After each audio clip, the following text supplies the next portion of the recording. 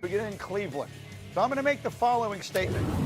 If I said Joe Flacco starting at quarterback for the Browns is the correct move, would you say that's right or wrong? I think that's the wrong move. I think you should have looked at one of these rookies to see if you had your franchise quarterback in the building, whether it's Shedeur Sanders or Dillon Gabriel, who I felt both had good debuts here in the preseason. You know what Joe Flacco is. Don't make the comfortable, familiar decision. Figure out if one of these young men that you drafted in the 3rd or the 5th round could be the guy.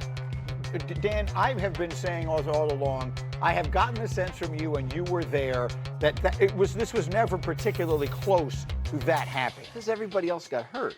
Like, do you want him to start the rookie with the hamstring injury or the rookie with the oblique injury? Or like they're not, those guys didn't get the practice time they needed in training camp to be ready yet. So, look, they didn't announce yesterday that Joe Flacco's starting all 17 games. They started starting the first one. So I do think they're still in the back of their minds. Like, look, first of all, you don't know how a season's going to go. Let's say Flacco and the Browns start 5-0, right? Then you keep it rolling. We don't feel like that's likely. At some point, I do think they'll get a look at these rookies, but I don't think as good as, they had their moments in their preseason games, but I think there's still work to do with both of them, and starting Flacco is an admission of that. That's fair. I'm with RC. I've been from the jump saying start one of those rookies. I think the most interesting thing right now is who's going to be QB2. Who comes out? Yes. Because the depth chart really hasn't mattered up until this point, all that stuff. Sanders has been 4 pretty much throughout. Yeah, and Kenny Pickett really hasn't done much because of the injury. So right. If I'm Cleveland, and we talked about this a little bit yesterday, you put one of these rookies at QB2, maybe you put both of them, dress them both, and just get them ready for October and November because... Dan, I have a question. Should the work at practice be different than what you normally delegate the practice reps, right? Because a lot of times when you're the 2, you don't get a ton of time with the starting offense or the ones. If you have one of these guys listed as 2nd on the depth chart, are you preparing them in a different way than what you normally would? Yeah, I would slightly, a little bit, yes. I would slightly, but you also, Kevin Stefanski, the head coach, has got to make sure that they're doing everything they can for everybody else to get ready to win the game. This isn't just, hey, we're just focused on the quarterback, so it's a fine balance, but I do think getting those guys reps in preparation for what the plan is, whether they're having decent success or not, should be at the forefront. That's the key. The next couple weeks, you got to get Flacco ready to start the game, obviously.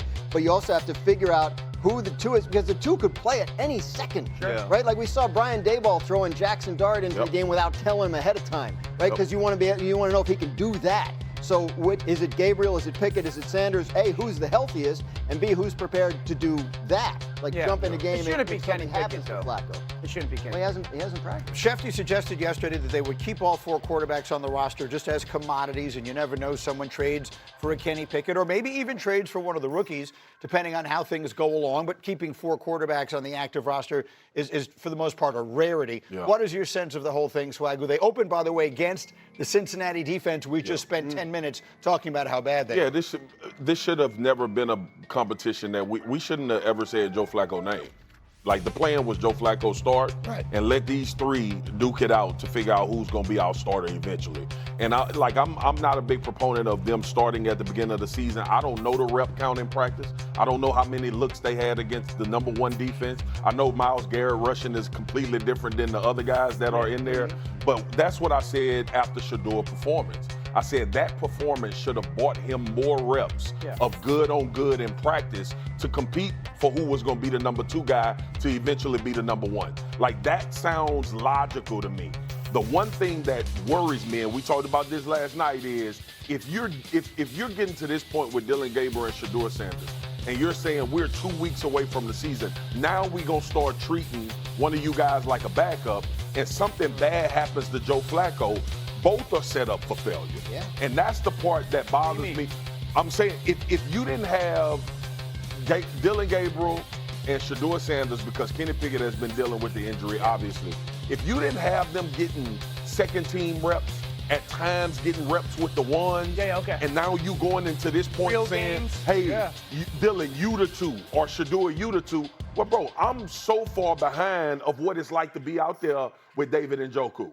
I'm so far behind game-like scenarios that Joe Flacco has been through a million times. Yeah. So let me make sure I'm clear on what you're saying. At this point, they need not only to choose their starter, but choose the backup. They have to pick I agree. between the rookies 100%. I agree. and say that guy is next. They can't split reps going forward. Yeah, like it's you in season. Flacco gets hurt in the first game, they're not going to look at the sideline and go, who wants to play? Right. Like, they got to know who it is that's ready to play. But shouldn't they have, like, to me, it should have been, if that's your mindset, right? We're going to start one of these veteran guys. It should have been 2 competitions going on at the same time throughout training camp. Figure out who the best older veteran guy is, and we're going to figure out who the best rookie is. And we walk into the season with those 2 people, 1-2 on the depth chart, understanding that's the way we'll play out. That is my point. And if, For all we know, that's what they did. If they had all stayed healthy, I think that's exactly what would have happened. That's the thing. They didn't. Sanders played that entire game because Gabriel was hurt, and then And Gabriel Pickett was played hurt. the entire game Pickett because as well. Sanders was hurt. Sure. So again, we're sort of taking Kenny Pickett out of this, maybe wrongly. No, wrongly, but he has missed the most practice time. Right. This camp. I guess what I'm saying is, in your mind, and look, I we've don't seen know that whatever answer. little we've seen. There's no way to know. Yeah, I don't which know guy that answer should be because the number 2. each guys have one body of work that we know of. Right. Yeah. And by all reports, at least that I've seen, Shedeur's been the best in practice, numerically and just kind of like visually. How reporters have said, like Shedeur has looked the best day after day after day. They both have had a start and both have played pretty darn well. But to Marcus's point, I do think that's important because, and this is with all due respect to the 2 young kids, the regular season is a different beast. Yes, sir. The speed at those starting defenses is a different animal. So, like, you want those guys to get reps against starting defenses. And to RC's question, I do think Cleveland would be smart to build in a period where that backup quarterback as a rookie plays against your starting defense and Flacco doesn't. Just because the speed is a different world. We had periods that was competition periods. Right, you'd be the end of the practice, and you might say, okay, we're going 3rd down here, we're going 2-minute here, we're going red zone here, right? It's unscripted, and both coaches on each side of the ball are calling the plays as the ball moves. Those guys need those sorts of reps against the Myles Garretts and the Denzel Washingtons in case they have to be thrust into the game. It's pretty rare. Denzel Washington? But I'm sorry, Denzel Ward.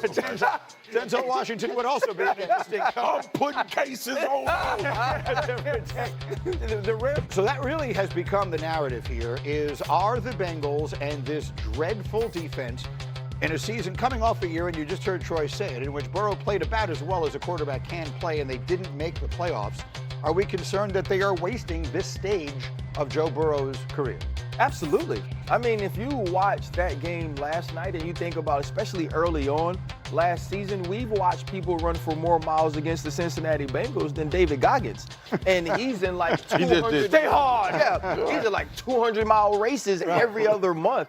The Cincinnati Bengals are trying to figure out a way to capitalize on having one of the best quarterbacks of this generation. And so what they did in the offseason was re-sign T. Higgins, re-sign Jamar Chase. But now you're looking at a defense that hasn't improved. And not only has it not improved, but you also haven't signed your best player and one of the few impact players that you had on that side of the football. If you're Joe Burrow, the reason that you're out here in the